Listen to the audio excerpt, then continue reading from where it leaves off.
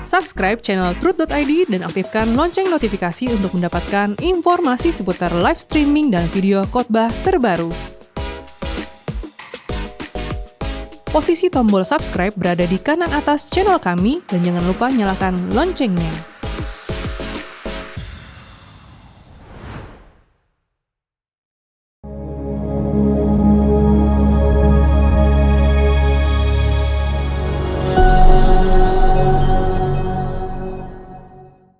Shalom Rehoboth Church, kembali kita berjumpa dalam ibadah tengah minggu kita hari ini. Sama-sama kita mau diberkati oleh kebenaran firman Tuhan. Sebelumnya kita mau berdoa, tundukkan kepala, sama-sama kita berdoa. Terima kasih Tuhan untuk kesempatan hari ini kami boleh kembali mendengarkan kebenaran firman-Mu.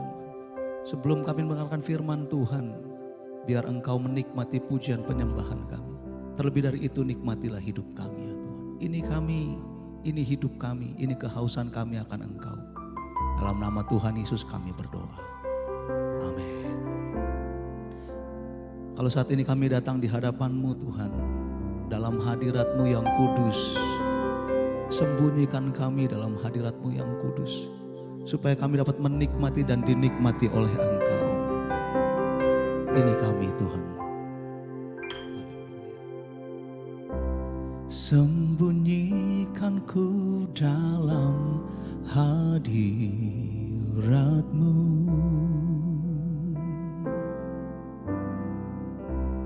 dan ku tetap tinggal di hadirat-Mu.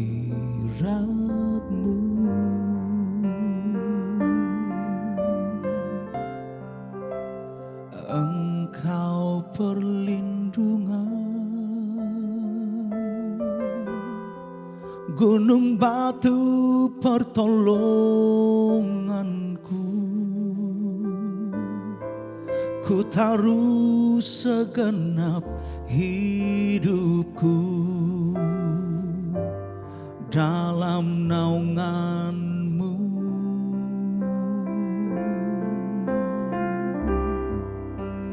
Kau satu-satunya tempat persembunyian hidupku. Hanya padamu ku berharap, ya Allahku.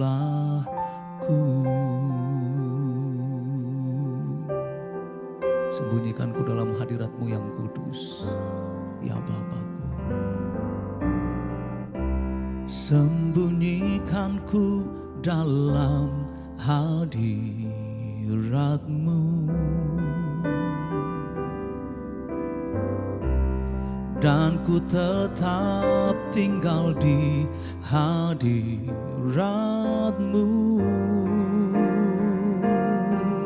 Oh, Engkau perlindungan, gunung batu pertolonganku. Ku taruh segenap hidupku dalam naungan-Mu.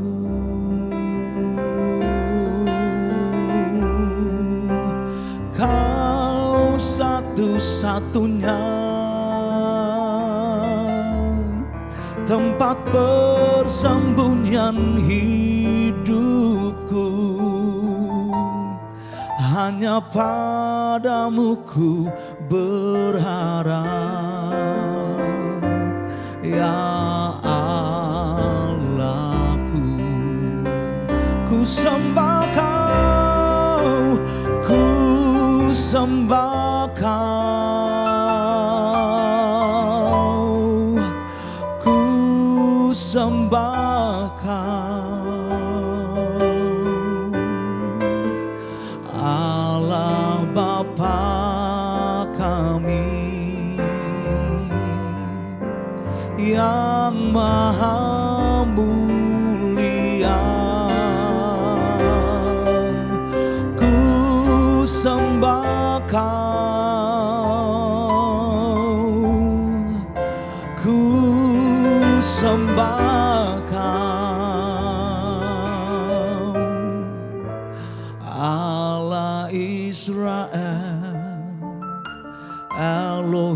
Yahweh yang Maha Esa. Engkau perlindungan dalam hidup kami ya Bapa-Ku. Sembunyikanku dalam hadirat-Mu. Makasih Tuhan. Dan ku tetap tinggal di hadirat-Mu. Oh, Engkau perlindungan, gunung batu pertolonganku. Ku taruh segenap hidupku dalam naungan-Mu.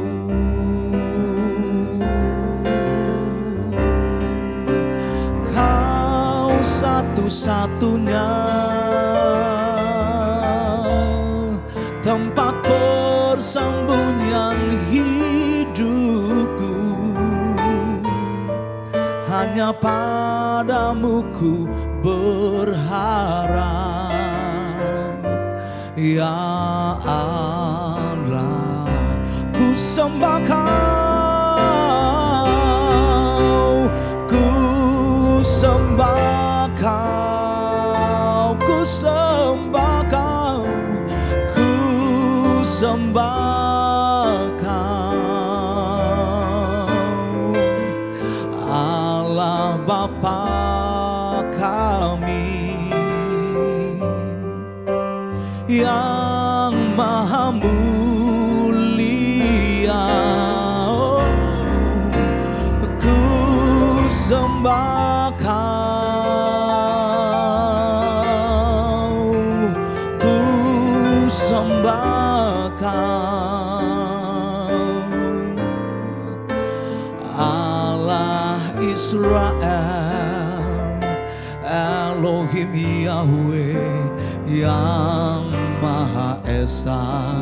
Ku sembah Kau, ku sembah Kau, ku sembah Kau, ku sembah Kau, Allah Bapa kami yang Maha mulia. Oh, ku sembah Kau, ku sembah Kau, Allah Israel, Elohim Yahweh yang Maha Esa.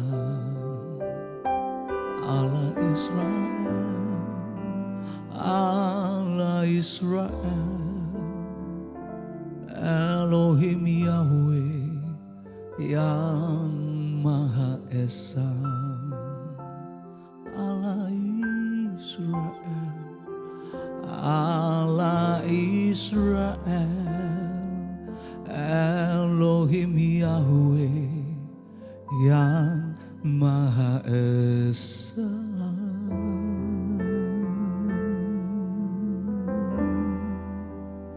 Kau ku sembah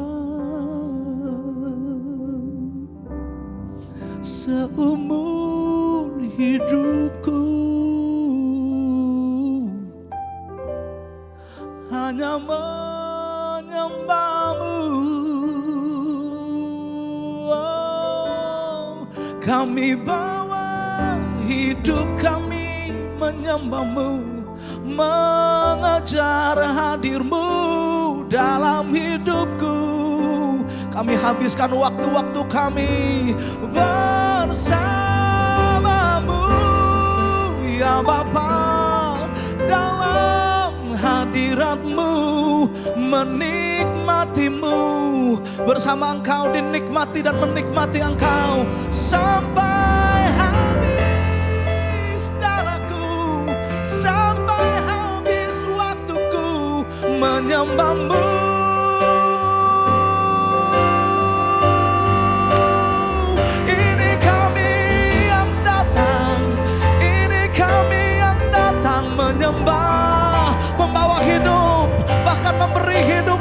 sepenuh. Ini kami yang hidup bagimu.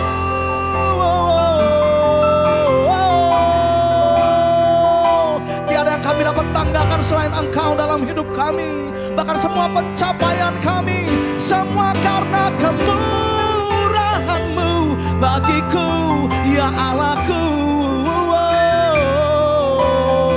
Hanya Kau yang ku kejar sampai habis nafasku di bumi.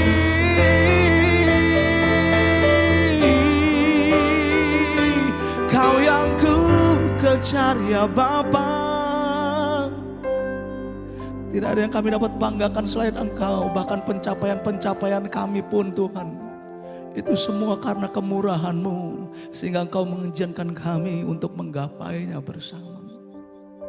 Oleh sebab itu hanya Engkau yang kami cari, hanya Engkau yang kami kejar sampai habis waktu kami di bumi.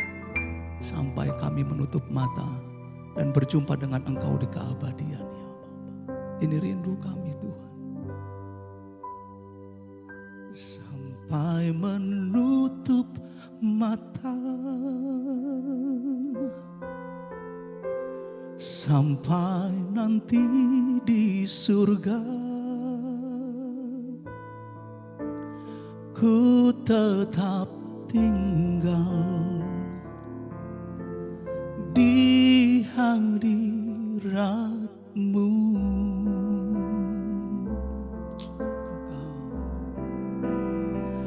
Engkau perhentianku, indah kerajaan, indah pelabuhanku.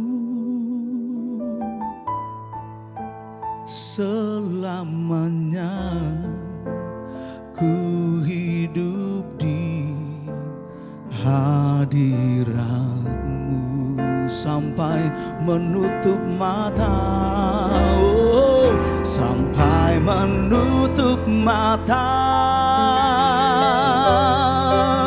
sampai nanti di surga, ku tetap tinggal di hadirat-Mu. Oh, Engkau perhentianku, indah pelabuhanku. Selamanya ku hidup di sampai menutup mata. Oh, sampai menutup mata, sampai nanti di surga. Oh, ku tetap tinggal dalam hadirat-Mu Tuhan, di hadirat-Mu.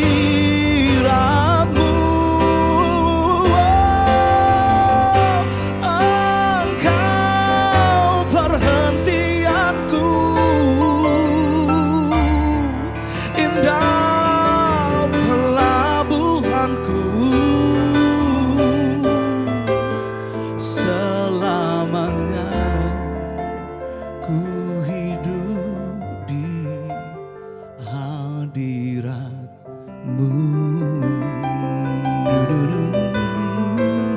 Selamanya ku hidup di hadirat-Mu. Oh, selamanya ku hidup di hadirat-Mu.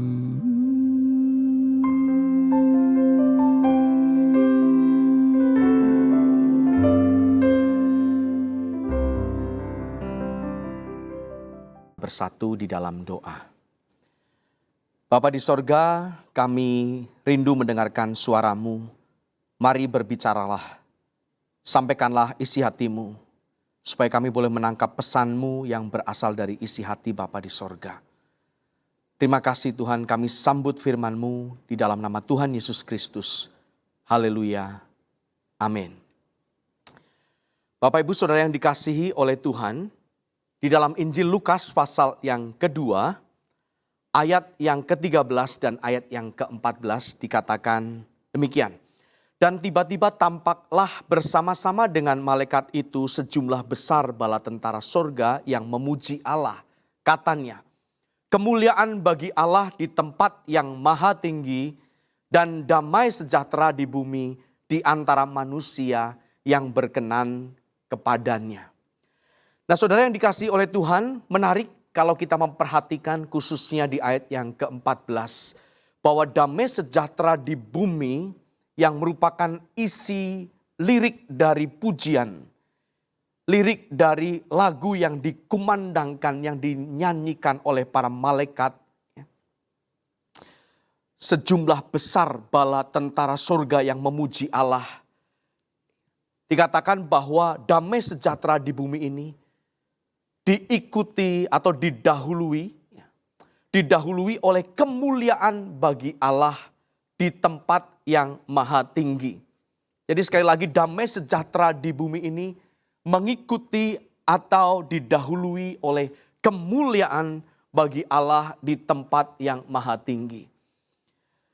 Sebagai manusia kita memiliki kebutuhan yang hakiki, kebutuhan yang mendasar, yaitu perasaan tenang, perasaan damai sejahtera. Berdasarkan ayat firman Tuhan yang baru saja kita dengarkan bersama, bahwa damai sejahtera yang sejati, damai sejahtera yang hakiki, yang mendasar dan yang benar-benar berasal dari Allah harus didahului oleh kemuliaan bagi Allah di tempat yang maha tinggi. Nah saudara yang terkasih, damai di dalam Alkitab, damai yang dituliskan dan diajarkan oleh Alkitab ini berbeda dari damai dunia. Secara umum, menurut Kamus Besar Bahasa Indonesia, damai berarti kondisi tanpa perang, kondisi tenang dan tentram. Kalau merujuk dari bahasa asli Alkitab, bahasa Yunani, kata damai sejahtera atau damai ini merupakan terjemahan dari kata eirene, yang merujuk pada ketenangan batin, kondisi hati yang tentram meskipun berada dalam situasi sulit. Jadi kita bisa melihat perbedaan yang sangat kontras antara definisi damai secara umum atau yang dipahami oleh kebanyakan manusia dengan damai yang dijelaskan dan termuat di dalam Alkitab. Dua hal yang secara kontras signifikan berbeda. Dalam Alkitab, damai berarti atau merujuk pada ketenangan batin, kondisi hati yang tentram, walaupun berada dalam situasi yang sulit. Di dalam Yohanes pasal 14 ayat yang ke-27, Tuhan Yesus berkata kepada para muridnya, damai sejahtera ku tinggalkan bagimu. Damai sejahtera dari Tuhan Yesus ku berikan kepadamu katanya. Dan apa yang ku berikan tidak seperti yang diberikan oleh dunia kepadamu. Janganlah gelisah dan gentar hatimu. Dari hal tersebut kita bisa mempelajari bahwa hal pertama, damai dari Tuhan ini merupakan kebutuhan yang mendasar, yang dibutuhkan oleh setiap umat manusia. Dan Tuhan Yesus meninggalkan damainya bagi murid-murid yang sangat membutuhkan penghiburan dalam situasi tegang. Begitu juga kita yang merasa ketegangan dalam kehidupan kita setiap hari, entah itu di dalam konteks kehidupan berumah tangga, dalam pekerjaan, bisnis, dan sebagainya. Kita memerlukan damai sejahtera yang berasal dari Tuhan. Pada perjamuan malam terakhir, para murid kecewa karena harapan mereka akan kerajaan duniawi. Mereka mengharapkan Yesus akan tampil sebagai raja versi mereka. Bahwa Yesus akan tampil seperti ya, kejayaan yang dimiliki oleh Daud, oleh Raja Daud. Ya. Tetapi harapan mereka tampak sirna, ya. Pupus sudah yang menjadi pengharapan mereka. Sementara Yesus berbicara tentang kepergiannya dalam Yohanes pasal 14 ayat yang kedua dan ayat yang ke-18. Begitu juga dalam sejarah dunia. Kedamaian sejati ini hal yang sulit untuk dicapai. Menurut salah seorang sejarawan, ya, seorang historian atau sejarawan dari Amerika Serikat bernama William James Durant, dunia hanya damai, hanya dalam keadaan damai ini sekitar 8% saja dari kurun waktu 3.400 tahun sejarah yang tercatat. Jadi hanya 8% sangat kecil, sangat tidak berarti dibandingkan dengan keadaan perang, keadaan chaos, dan seterusnya. Betapa kita membutuhkan damai yang dari Tuhan. Di tengah badai, di tengah persoalan, kerumitan hidup kita. Juga ketegangan konflik global, ya, perang antara satu negara dengan negara lainnya yang sepertinya tidak kunjung usai. Di tengah-tengah situasi yang sangat tidak menentu ini, betapa kita sangat membutuhkan damai yang dari Tuhan. Nah, hal berikutnya yang perlu kita perhatikan adalah bahwa damai dari Tuhan ini bersifat relasional. Damai dari Tuhan ini dianugerahkan kepada kita dengan satu maksud, bahwa kita mendekat kepada Tuhan. Bahwa kita menjalin intimasi, keintiman kita, persekutuan yang manis, yang intim bersama dengan Tuhan. Damai Tuhan sekali lagi bukan hanya tidak adanya masalah, tetapi damai Tuhan berarti kehadirannya yang bisa kita rasakan dan kita nikmati. Mengutip dari pendapat J. Oswald Sanders bahwa peace is not the absence of trouble, but the presence of God. Ya. Menurut Sanders, bahwa kedamaian ini bukan berarti tidak adanya permasalahan. Bahwa kedamaian ini bukan berarti tidak adanya kesulitan atau kesusahan hidup. Tetapi damai berarti kehadiran Allah. Damai dari Tuhan ini bersifat relasional. Ditemukan saat kita menghayati, menyadari, dan menikmati kehadirannya. Serta berjalan di dalam rencananya, di dalam kehendak dan rencana Allah. Ada dua jenis atau dua macam damai bersama Tuhan, damai yang dianugerahkan Tuhan kepada kita. Yang pertama adalah bersifat objektif, ya, damai dengan Tuhan yang secara objektif terjadi ketika seseorang, setiap kita menerima Kristus sebagai juru selamat. Pada saat kita mengakui bahwa hanya ada satu perantara yang bisa menghubungkan kita dengan Allah Bapa di sorga. Hanya ada satu pribadi yang menjadi jalan, menjadi media supaya kita bisa sampai kepada Bapa, yaitu Yesus Kristus. Maka pada saat itulah kita berdamai dengan Tuhan. Ini damai secara objektif.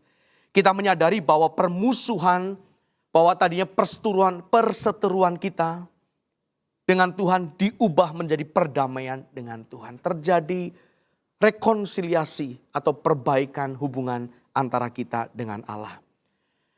Nah, macam atau jenis yang kedua damai dari Tuhan ini bersifat subjektif, ya, yaitu perasaan tenang dan tentram yang kita rasakan dalam kehidupan sehari-hari sebagai hasil dari hubungan yang benar dengan Tuhan.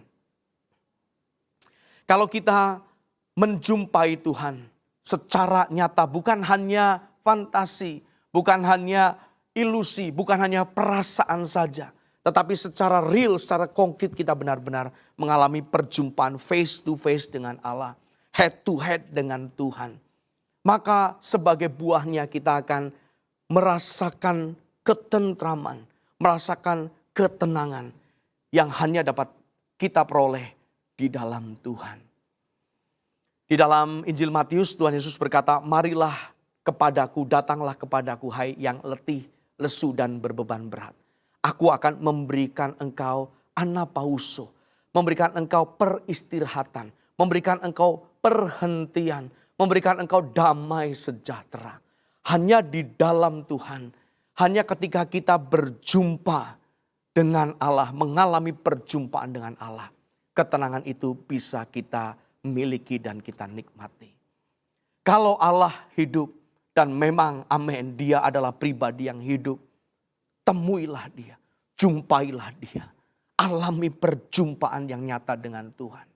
Dan dia akan memberikan kepada kita damai sejahtera yang tidak tertandingi dengan apapun. Seberapapun harta yang kita miliki, seberapapun kehormatan, kemuliaan, kekayaan yang dunia bisa berikan kepada kita, tidak ada artinya apa-apa dibandingkan dengan damai yang Tuhan sediakan bagi kita. Dan ini tidak bergantung pada keadaan eksternal atau keadaan yang dari luar diri kita. Tetapi ini bersifat internal, ini bersifat batiniah. Dan damai ini bukan situasional, bukan dipengaruhi oleh situasi dan kondisi tertentu, juga bukan berdasarkan emosional. Tetapi kiranya ini merupakan atau berdasarkan atas hubungan yang kokoh dengan Tuhan. Nah, saudaraku yang dikasihi oleh Tuhan, damai Tuhan ini bukan atau tidak boleh berhenti pada kasih karunia Allah. Memang tentu diawali atau diinisiasi oleh Allah sendiri. Allah yang berinisiatif untuk memberikan damai sejahtera kepada kita. Tetapi untuk memelihara, untuk menjaga hidup kita tetap ada di dalam rencana Tuhan. Atau dengan kalimat lain, supaya damai sejahtera Allah yang melampaui segala akal dan pikiran ini selalu senantiasa menguasai seluruh kehidupan kita. Ini merupakan tanggung jawab kita pribadi lepas pribadi. Jadi diawali dari Allah, tetapi kemudian tongkat estafetnya diberikan kepada kita.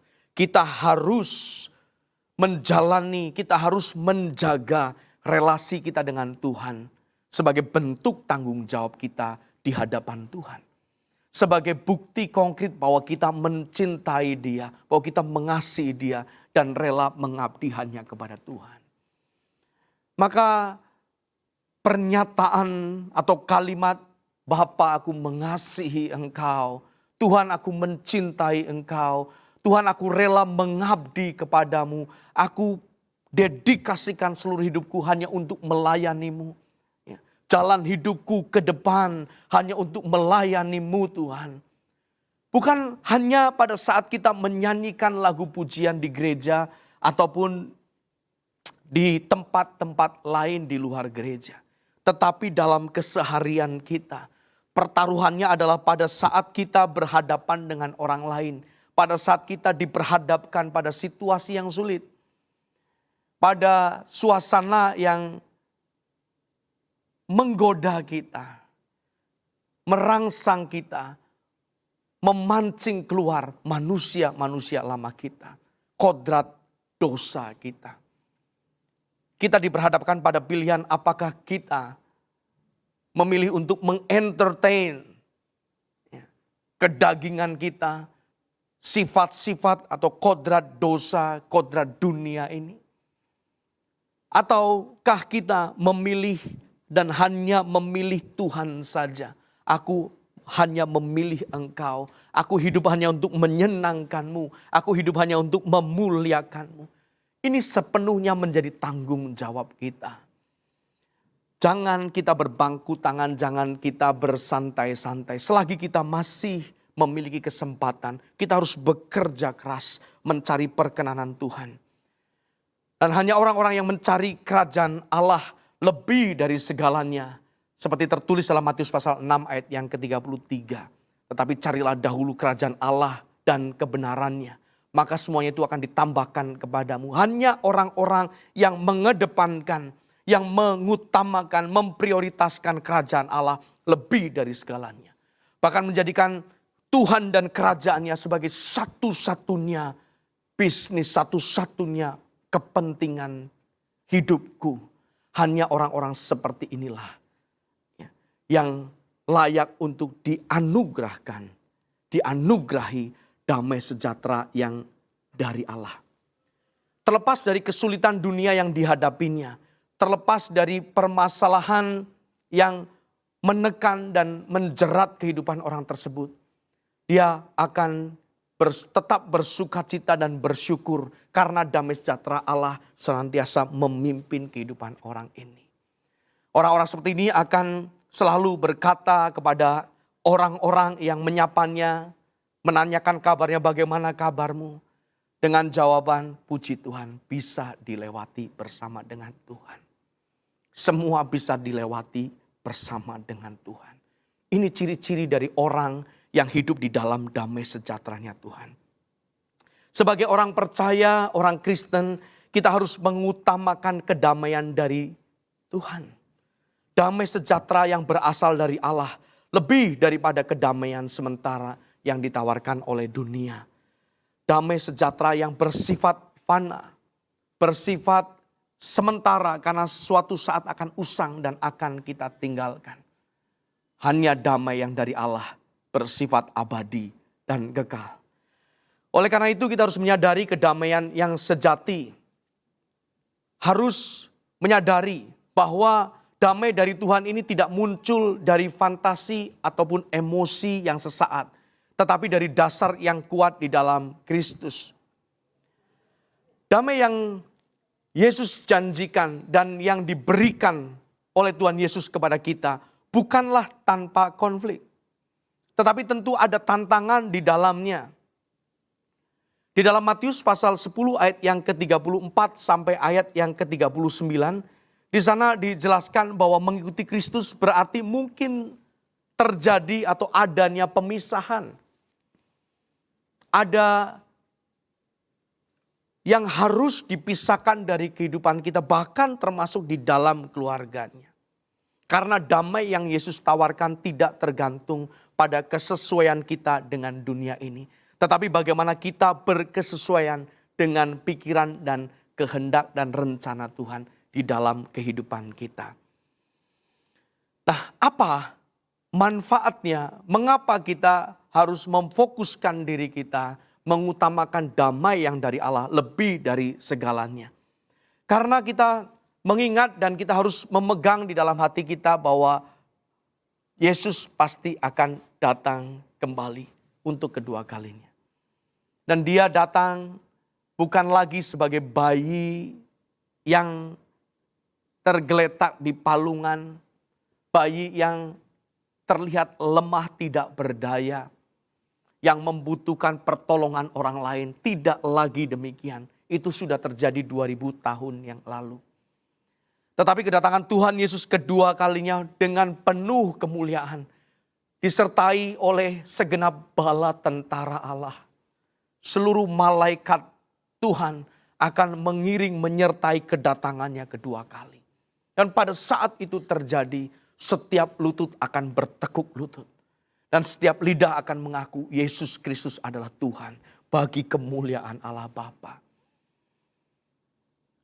Betapa pentingnya kita memiliki damai yang dari Tuhan. Karena damai yang dari Allah ini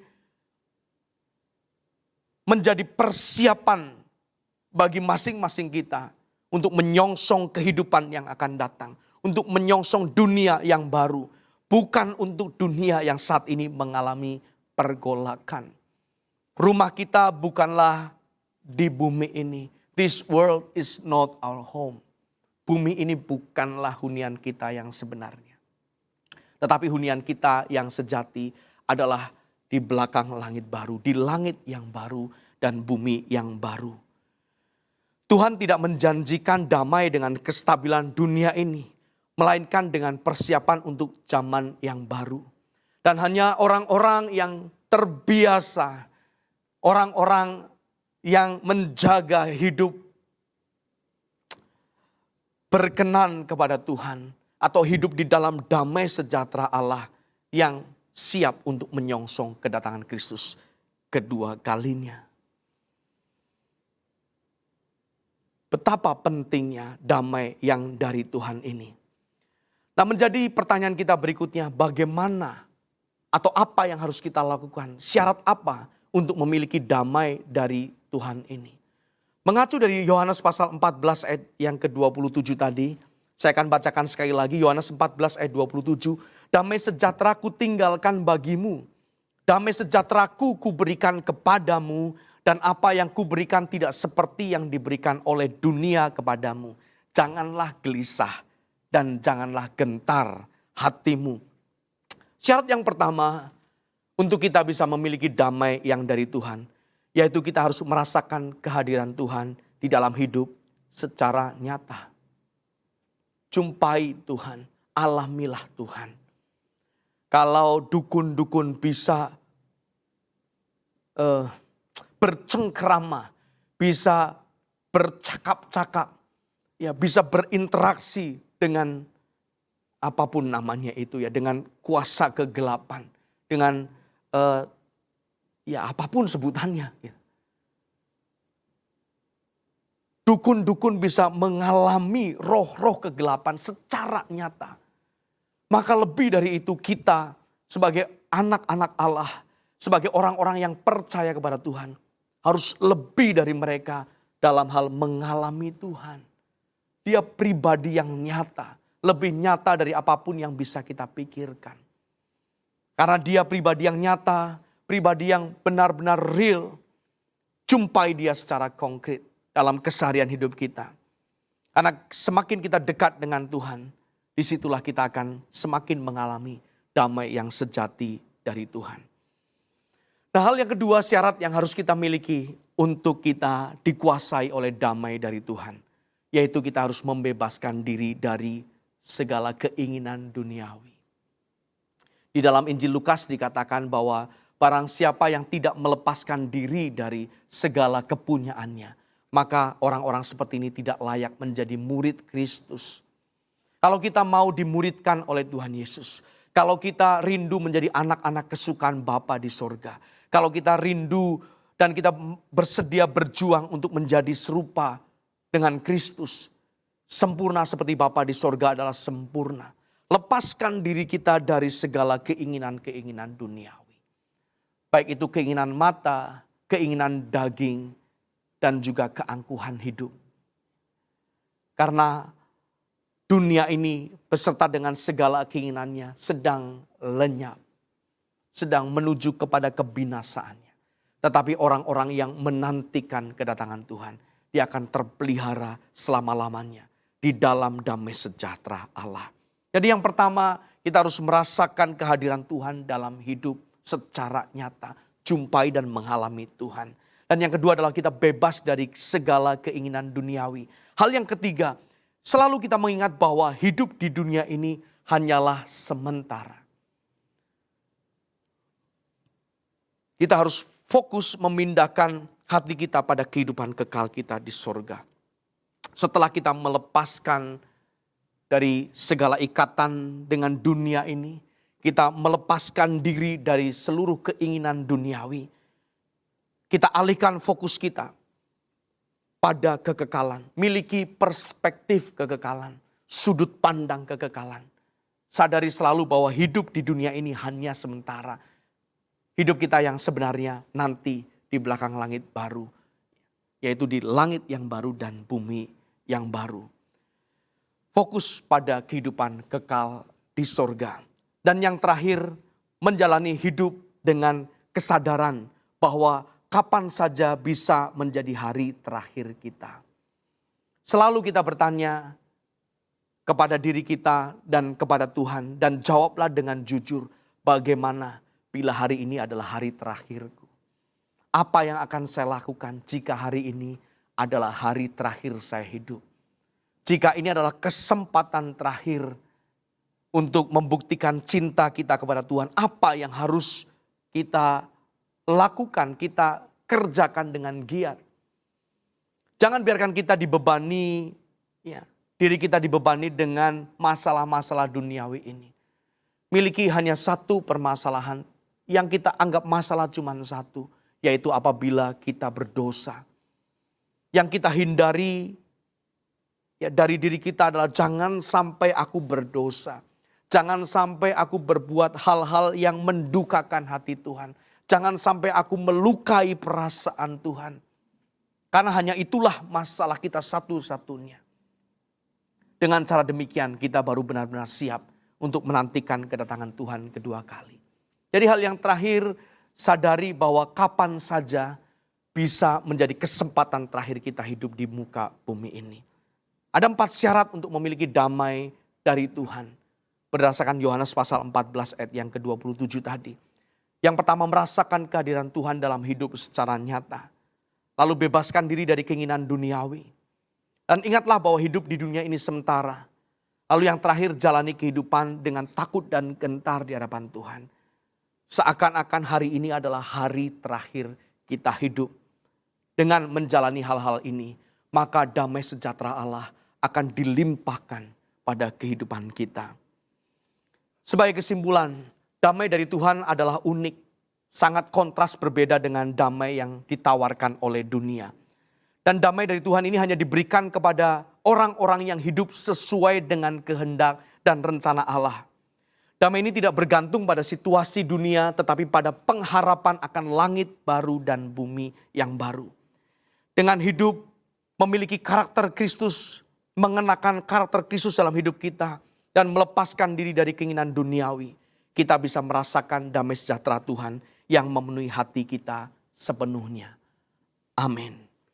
Bapa di surga, terima kasih buat kebenaran firman-Mu yang sudah kami dengarkan pada kesempatan ini.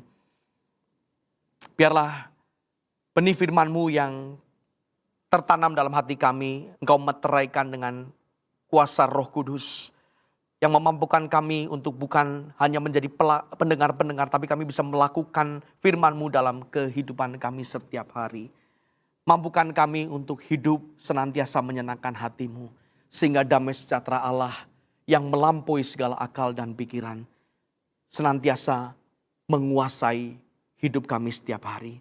Terima kasih Bapa di sorga. Terpujilah nama-Mu. Di dalam nama Tuhan Yesus Kristus kami berdoa dan mengucap syukur. Haleluya. Amin. Amin.